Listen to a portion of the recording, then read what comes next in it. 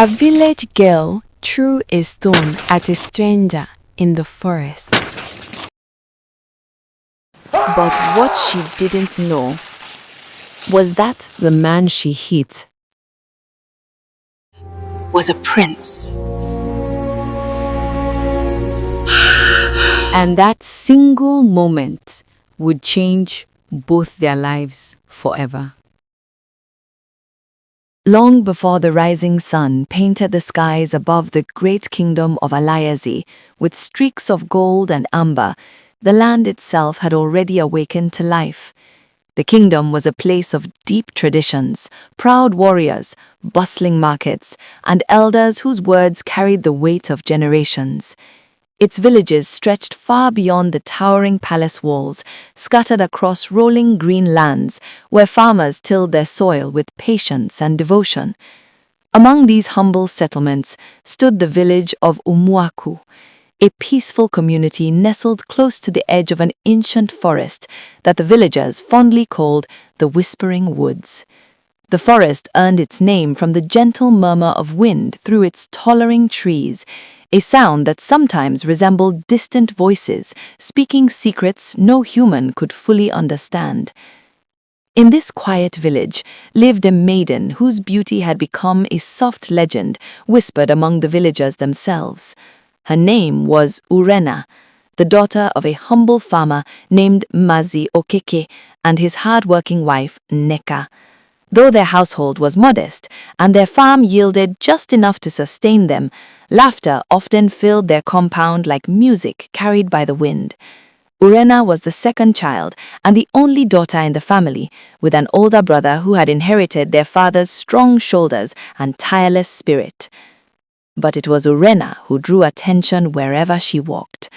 Her beauty was not the loud kind that demanded attention, rather it was gentle and captivating, like the calm shimmer of moonlight upon water. Yet it was her eyes that people remembered most. Large, expressive, and filled with a quiet wonder, they seemed to hold reflections of the world itself. Many in the village joked that if someone stared into Urenna's eyes for too long, they might forget whatever they had come to say. Despite her beauty, Urenna carried herself with none of the pride that sometimes accompanies admiration. She laughed easily, spoke kindly to everyone, and possessed a deep love for nature that made her happiest when she wandered alone through the forest paths beyond the village. From the time she was a little girl, Urenna had always found comfort among trees and flowing streams rather than crowded gatherings. While other young maidens often spent their afternoons gossiping by the village well or practicing elaborate dance steps for upcoming festivals, Urenna would slip quietly toward the edge of the forest, where towering iroko and ogirisi trees stood like silent guardians of ancient secrets. Deep inside those woods was a small clearing that few villagers knew about. It was a hidden place where sunlight spilled through leaves in scattered beams that painted the ground in dancing patterns of gold and green. A smooth, flat stone sat beside a narrow stream that flowed gently over polished pebbles, creating a soft melody that soothed the mind. This secret haven had become Urenna's personal refuge, a place where she could sit for hours, listening to bird song, watching butterflies drift lazily through warm air, or simply allowing her thoughts to wander wherever they pleased. Whenever life in the village became overwhelming, Urenna would retreat there. Sometimes she brought roasted corn wrapped in banana leaves, other times she carried nothing but her thoughts. It was a place where she could laugh freely, hum quiet songs, or speak to the wind as though it were an old companion. Of course, Urenna was not entirely alone in her life. She had grown up alongside 3 close friends who knew nearly every secret she carried. Amaka, lively and mischievous, possessed a laugh that could brighten even the dullest afternoon. Ijeoma, thoughtful and calm, often offered wise advice far beyond her years. And Chisom, ever the romantic, believed wholeheartedly that every young maiden was destined to meet a great love that would change her life forever. Whenever such conversations arose, Urenna would simply smile softly. For reasons she could not fully explain, she always felt that her destiny waited somewhere beyond the familiar paths of the village. While the peaceful village of Umuaku carried on with the simple rhythms of farming, market trading, and evening storytelling, life inside the magnificent palace of Alaezi Kingdom unfolded on a different scale. Towering red earth walls surrounded the royal compound, and within those walls lived men and women whose wealth and influence stretched far beyond the kingdom's borders. At the center of this world of power lived Prince Chidera, the only son of the mighty king and the sole heir to the throne of Alaezi. By every measure known to royalty, the prince possessed everything a man could desire. He was tall and strikingly handsome, with a commanding presence that turned heads wherever he appeared. His laughter carried confidence, his voice commanded respect, and his reputation as a fearless hunter and skilled horse rider had spread to neighboring kingdoms. But Prince Chidera's fame had grown even greater for another reason. He was known throughout the lands as the prince no woman had yet managed to capture. Daughters of wealthy chiefs, noble families, and distant kings had traveled far to attend festivals and royal celebrations simply to catch a glimpse of him.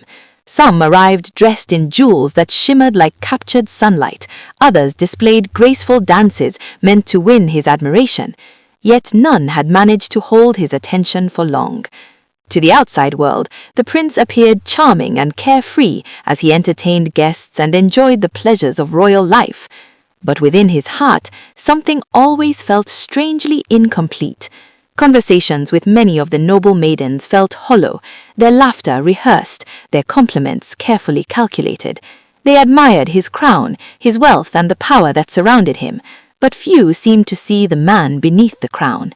And so, even as the palace remained filled with beauty, music, and endless celebration, Prince Chidera often found himself longing for something he could not easily name, something genuine, something real. No one worried more about the prince's reluctance to choose a bride than his royal parents. The king, a formidable ruler whose authority had brought peace and prosperity to Alaezi for many years, had begun to grow restless with concern. In the council chambers where elders gathered to discuss matters of governance and diplomacy, whispers had begun to circulate about the importance of securing the royal lineage. A kingdom as powerful as Alaezi could not afford uncertainty about its future ruler. The queen, elegant and perceptive, carried her own anxieties more quietly but no less intensely. She had watched her son entertain countless noble maidens over the years, yet none seemed to leave a lasting impression. Time, she believed, was slowly slipping away. Fortunately, the palace soon found reason for grand celebration. The prince's younger sister, Princess Adaugo, was approaching her 25th birthday, a milestone worthy of a magnificent royal gathering. Invitations were sent across distant lands, calling princesses, noble daughters, wealthy merchants, and titled families to attend the celebration. Preparations began weeks in advance. The palace courtyard was decorated with elaborate fabrics and carved ornaments. Musicians were summoned from neighboring towns. Cooks prepared vast quantities of food, and dancers rehearsed performances meant to dazzle every guest. Yet everyone knew the true excitement surrounding the event had little to do with the princess's birthday itself. Many of the young noblewomen attending the celebration shared the same secret hope. They wished to be the one who would finally capture the heart of Prince Chidera. On the evening of the celebration, the palace of Alaezi glowed with dazzling beauty. Lanterns flickered along the palace walls, music echoed across courtyards filled with elegantly dressed guests, and laughter flowed as freely as palm wine poured into polished cups. The princess moved gracefully among her visitors, greeting friends and allies from distant lands. Her confidence and charm made her a beloved figure among the noble families, and the celebration quickly became one of the grandest gatherings the kingdom had seen in years. Standing beside her was a guest who drew almost as much attention as the princess herself, Lady Somtochukwu, the daughter of a powerful noble family who had recently returned from studying in foreign lands. She was undoubtedly beautiful, her attire shimmering with expensive embroidery, and she carried herself with the unmistakable confidence of someone accustomed to admiration. When the princess finally introduced her to Prince Chidera, the surrounding nobles watched closely, their curiosity impossible to hide. For a moment, the prince entertained polite conversation with the noble lady, smiling and responding with his usual charm. Yet beneath the surface, the familiar feeling of restlessness returned. Her words were polished, her laughter rehearsed, her admiration predictable. After some time, the prince quietly excused himself, slipping away from the celebration, while music and laughter continued behind him. Few noticed his absence as he made his way beyond the palace gates and toward the cool silence of the forest beyond the kingdom. There, hidden among ancient trees and rustling leaves, waited the one place where he often escaped to clear his mind, a secluded clearing deep within the woods. Unbeknownst to him, on that very same evening, someone else had already arrived there, and fate, silent but patient, was preparing to bring their worlds crashing together. While the palace of Alaezi continued to echo with music, laughter, and the clinking of decorated cups, the night outside the royal walls felt like an entirely different world. The forest beyond the kingdom breathed quietly beneath the soft glow of the moon, its towering trees swaying gently as a cool breeze drifted through their branches. Crickets sang their endless songs, and somewhere deeper within the woods, the distant call of an owl pierced the silence. This peaceful sanctuary was where Urenna had come once again, just as she had done countless times before whenever she needed space to think.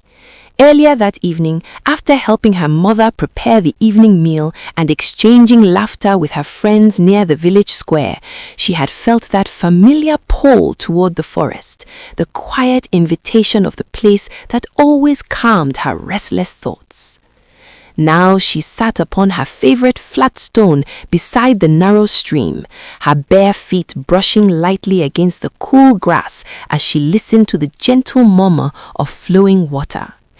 The moonlight filtering through the leaves painted delicate patterns upon her face, highlighting the soft glow of her skin and the deep beauty of her eyes. Urenna closed her eyes for a moment, breathing deeply as the comforting scent of damp earth and wild flowers filled the air. It was in moments like this that she felt most alive, far away from the chatter of the village, the expectations of society, and the endless teasing from her friends who insisted she would one day break many hearts with her beauty. A small rustling sound suddenly interrupted her thoughts. Her eyes snapped open. At first, she dismissed it as nothing more than a small animal moving through the undergrowth. But when the sound came again, louder this time, her curiosity stirred. Slowly rising from the stone, she stepped closer to the bushes where the noise had come from. Then she saw it. Something long and dark lying partially hidden beneath the leaves. Her heart skipped. A snake, she whispered nervously to herself. Without thinking too deeply, Urenna quickly bent down and picked up a small stone from the ground. If it truly was a snake, she would scare it away before it got too close. Urenna narrowed her eyes, trying to study the mysterious shape from a safe distance. The moonlight filtering through the leaves made it difficult to see clearly, and the object remained half hidden among fallen branches and scattered leaves. From where she stood, the dark shape appeared long and still, exactly the way a snake might lie before striking. Her heart began to beat faster. Snakes were not uncommon in the forest, but they were never welcome visitors. Gripping the small stone tightly, she tossed it toward the object, hoping the sudden disturbance would scare the creature away. The stone landed somewhere within the bushes with a dull thud. Nothing moved. Urenna frowned. "That stubborn snake," she muttered under her breath. Determined not to let the creature remain so close to her peaceful retreat, she picked up another stone, this one slightly larger than the first. She tossed it again, this time with a little more force. Again, the bushes rustled softly, but the dark shape did not shift. By now, curiosity had begun to replace her fear. Perhaps the snake had already slithered away, and she was simply throwing stones at an old branch or fallen log. Still unconvinced, she bent down once more and picked up a third stone, this one heavier than the others. With a small huff of determination, she hurled it toward the bushes with surprising accuracy. The result came instantly. Ah! A deep, startled voice suddenly erupted from the darkness. Urenna froze where she stood. Her heart nearly leapt out of her chest. That was not the sound of a snake. Before she could even process what had happened, the bushes parted abruptly as someone rose quickly from the shadows. The figure moved forward with sharp urgency, clearly startled and irritated. Meanwhile, Urenna, equally shocked, hurried forward toward the same direction, desperate to see who had made that voice. Neither of them saw each other clearly until it was too late. In the next heartbeat, they collided. The sudden collision knocked the breath out of both of them. Urenna stumbled forward as her shoulder struck against a solid chest far stronger than she had expected. At the same time, the other figure jerked backward slightly from the impact, clearly unprepared for the unexpected crash. For a brief second, the two strangers stood tangled in confusion, their startled movements causing leaves to scatter beneath their feet. Prince Chidera, who had been quietly resting against a tree trunk only moments before, now found himself rubbing his back in irritation. The sharp sting where the stone had struck him earlier still lingered, and the unexpected collision had only added to his frustration. "Who throws stones like that?" he snapped sharply, his voice edged with annoyance as he turned toward the direction of the girl who had crashed into him. Urenna, still catching her breath, blinked rapidly in the dim light as she tried to focus on the stranger before her. She had not expected to find anyone here, much less someone tall and imposing whose presence seemed to command the very air around him. I'm sorry," she stammered quickly, her words tumbling over each other as she tried to recover from the shock. Prince Chidera frowned a moment, brushing a stray leaf from his shoulder as he studied the girl standing before him. Irritation still lingered on his face as he prepared to scold her again for her reckless behavior. But the moment his eyes truly landed on her face, everything stopped. The words he intended to say vanished. For standing before him was a young woman unlike any he had ever seen before. Her face was illuminated softly by moonlight, her skin glowing faintly beneath the silver light. But it was her eyes that struck him most powerfully. They were deep, expressive, and breathtakingly beautiful. For a moment that felt strangely timeless, neither of them spoke. They simply stared at each other. The silence between them stretched for several heartbeats as both struggled to make sense of the strange encounter. Urenna's embarrassment began to grow as she realized she had likely injured a complete stranger while throwing stones recklessly into the bushes. "I truly did not mean to hurt you," she said again, her voice softer this time as she looked up at him apologetically. "I thought you were a sneak." Prince Chidera blinked once, as though returning suddenly from a distant thought. Clearing his throat, he quickly regained the composure expected of a prince, though the unexpected effect this girl had on him lingered beneath the surface. "You should be more careful," he replied sternly, folding his arms slightly. "Throwing stones carelessly in the forest could seriously injure someone."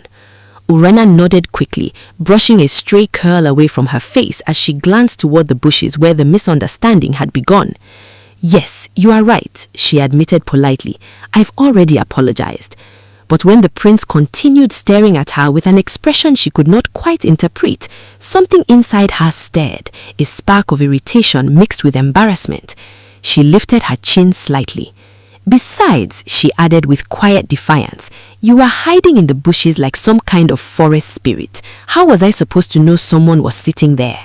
Prince Chidera's eyebrows rose in surprise. No one spoke to him like that, certainly not a stranger, and definitely not a young maiden. For a moment, he simply stared at her, unsure whether to feel insulted or amused. Then, to his own surprise, a small laugh escaped his lips. The sound of the prince's laughter echoed lightly through the quiet clearing, surprising both of them in different ways. Urenna blinked in confusion, unsure why the stranger who had been scolding her only moments ago now seemed amused by the entire situation. "You are quite bold," he said at last, shaking his head slightly as a hint of smile touched his lips. Most people would not speak so sharply after throwing his stone at someone. Urenna folded her arms lightly, a stubborn spark flashing briefly in her beautiful eyes. "Well, most people would not sit silently in bushes either," she replied, clearly not willing to be intimidated. The prince studied her again with growing fascination. There was something refreshingly honest about her. She wasn't fawning over him like the noble ladies at the palace. She didn't seem impressed by his presence, nor did she seem eager to win his approval. In fact, she seemed almost irritated by him. That realization alone intrigued him more than he cared to admit. "Tell me," he said casually, glancing around the clearing as though inspecting the area, "what exactly are you doing so deep in these woods at this hour?" Urenna immediately gestured around the clearing with a small shrug. "This is my place," she replied simply. The prince burst into laughter again. "Your place?" he repeated with amused disbelief. "Did you buy the forest from the king without informing the rest of us?" Urenna's eyes narrowed slightly as annoyance returned. "You don't have to be rude," she snapped. For a brief moment, Prince Chidera simply stared at her again, shocked, amused, and strangely enchanted all at once. For the first time in many years, he had encountered someone who treated him like an ordinary man, and he found himself unexpectedly enjoying it. For a few moments, the two strangers simply stood facing each other in the quiet clearing, neither fully willing to end the conversation yet, neither entirely certain what to say next. The forest around them seemed to settle into an attentive silence, as though the ancient trees themselves were curious about this unusual meeting. Urenna shifted her weight slightly, brushing invisible dust from the side of her wrapper as she tried to regain the calm composure she usually carried so naturally. The stranger before her was clearly not an ordinary man. Even in the dim glow of moonlight, there was something about the way he carried himself, the confidence in his stance, the quiet authority in his voice that hinted at a life far removed from the simple rhythms of village living. Yet there was also something strangely familiar about his face. She studied him more carefully now. His features were strong and well-defined, his shoulders broad, his posture straight, like someone accustomed to command. His clothing, though simple tonight, was made of fabric far finer than anything worn by farmers or hunters in her village. The realization stirred a small ripple of curiosity within her mind. Where have I seen this face before? She wondered silently. Meanwhile, Prince Chidera found himself studying her with equal interest. He noticed the way she held her chin slightly high when she spoke, the spark of intelligence that flashed within her eyes whenever she challenged him, and the natural grace in her movements that required no expensive jewelry or elaborate clothing to command attention. She was unlike the women of the palace in every possible way, and that difference fascinated him. "You still haven't answered my question," he said after a moment, his tone lighter now. "What brings you alone to the forest at this hour?" Urenna shrugged casually, glancing toward the stream as though the answer were obvious. "I come here whenever I want peace," she replied simply. "The forest listens better than most people." The prince chuckled softly. "That may be the wisest thing anyone has said to me all evening." A gentle breeze swept through the clearing, causing leaves to rustle softly overhead. The moment felt oddly comfortable now, as though the earlier tension between them had melted into something lighter and more curious. Still, Urenna's mind continued searching for the missing piece of recognition that lingered just beyond her memory. She had definitely seen this man before, but where? It was only when he shifted slightly beneath the moonlight that realization suddenly struck her. Her eyes widened. The strong jawline, the unmistakable presence, the face she had seen many times from a distance during royal festivals and public ceremonies. Her heart skipped violently. "You," she breathed softly, taking a step backward as shock spread across her face. Prince Chidera noticed the sudden change immediately. "What is it?" he asked. Urenna's voice trembled slightly now. You're the prince." The realization crashed over her all at once, like a sudden storm. Prince Chidera watched her reaction with quiet amusement, though he tried not to show it too clearly. "Yes," he admitted calmly. For a moment, Urenna simply stared at him in disbelief. Her mind raced through everything she had said to him since their meeting, the sharp responses, the bold challenges, the casual insults. Her hands immediately flew to her head in horror. "Oh no," she whispered. Embarrassment rushed through Urenna like wildfire. She blurted quickly, her earlier boldness completely replaced by sudden panic. Her gaze lowered respectfully, her cheeks warming with shame as the full weight of her behavior settled upon her. "I am so sorry, Your Highness," she continued nervously. "I didn't realize it was you. If I had known—" Prince Chidera raised a hand gently to stop her. "If you had known," he said with a faint smile, "you probably would not have thrown that stone." Urenna looked even more distressed. "I thought you were a snake." The prince could not help laughing again. A very unfortunate snake, apparently. The tension between them softened as his laughter filled the clearing once more. Slowly, Urenna allowed herself to relax slightly, though she still kept her gaze lowered in embarrassment. Prince Chidera studied her thoughtfully. "You know," he said after a moment, "I think I preferred you before you remembered who I was." Urenna looked up, surprised. "You did?" "Yes," he replied honestly. "You spoke your mind freely. That is something I rarely experience." The sincerity in his voice caught her off guard. For the first time since discovering his identity, she found herself meeting his gaze again without fear. But before the moment could deepen further, Urenna suddenly remembered something important. It was late, too late. Her parents would be wondering where she was. "I should go," she said quickly. Prince Chidera watched as Urenna turned slightly toward the narrow path leading out of the clearing. Something inside him resisted the idea of simply letting her disappear back into the night. "Wait," he said. She paused. "What is your name?" he asked. Urenna hesitated only for a moment. "Urenna," she replied softly. The name lingered pleasantly in his mind. "Urenna," he repeated. Then he gestured around the clearing with a small smile. "So this is your forest, Urenna." A playful spark returned briefly to her eyes. "Yes," she replied with mock seriousness, "and next time you hide in my bushes, I might throw a bigger stone." Prince Chidera laughed again, genuinely amused. "You are a dangerous woman." "Only to snakes," she replied. For a moment, they stood there again, neither quite ready to end the strange encounter that fate had arranged for them. But Urenna knew she had already stayed longer than she should have.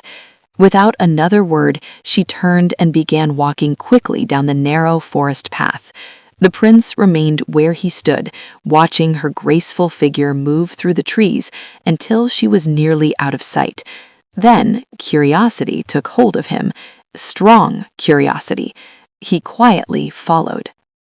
Prince Chidera moved carefully through the forest, keeping enough distance to avoid being noticed while still tracking the path Urenna had taken. The moonlight guided his steps as he navigated the narrow trail leading away from the clearing. He was not entirely sure why he had decided to follow her. Perhaps it was curiosity, perhaps fascination, or perhaps something deeper that he could not yet name. As he continued walking, the dense forest slowly began to thin. Soon, the familiar sounds of village life reached his ears. Distant voices, the occasional bark of a dog, and the faint glow of lanterns flickering between clusters of mud houses. He slowed to a stop. Urenna had reached the edge of Umuaku village. From the shadows of a large tree, the prince watched quietly as she approached a modest compound surrounded by a simple wooden fence. Inside the compound stood a small hut, its thatched roof glowing softly beneath the lantern hanging near the doorway. A man and woman sat outside, clearly waiting. The moment Urenna entered the compound, the woman arose immediately. "Urenna!" her mother exclaimed with relief. "Where have you been?" The prince watched as she laughed softly and hurried forward to greet them. A simple home, a humble family, nothing like the extravagant life of the palace.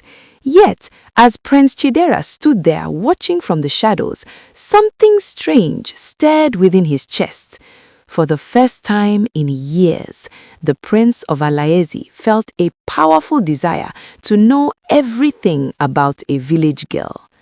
And he knew with absolute certainty this would not be the last time he saw Urenna.